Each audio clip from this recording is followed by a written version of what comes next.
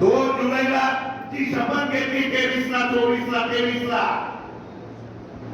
त्या शपथविधीत देखील 9 नाव आणि दादाचं होतं. दादाने श्रम केले आणि दादाने संघटना बांधली आणि दादाने बुद्धरचना केली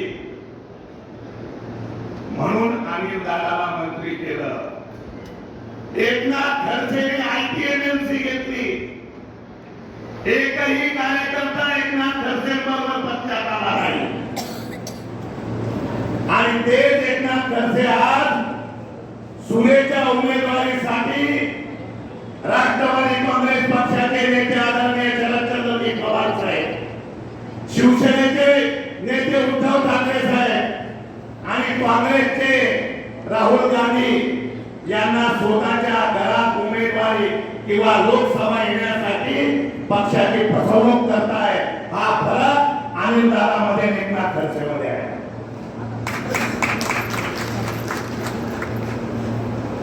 पहिल्यापासून त्यांनी सांगितलं मी लढणार, हो मीच उमेदवार, आणि शेवटच्या क्षणी त्यांनी पुन्हा मैदान सोडलेलं आहे आणि असे मॅनेज केलेल्या उमेदवारांच्या नावं ते आपल्या पुढे देत आहेत.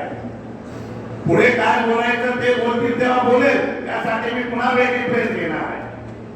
परंतु आजची लोकसभा, विशेषतः रावेर लोकसभा असेल किंवा जळगाव लोकसभा असेल, या लोकसभेचा प्रचार कसा करायचा, अनेक व्यासपीठाच्या वक्त्यांनी सांगितलं की आम्हाला बोलवलं जात नाही, आम्हाला विचारात घेतलं जात नाही.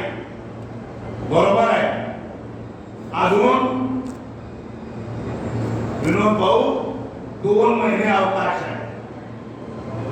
2 महिन्यामध्ये आपले मंत्री काय डावपेच असतील, कोणाला निवडायचं कोणाला पाडायचं ते बरोबर ठरवतील, तेव्हा आपण हा विचार करू.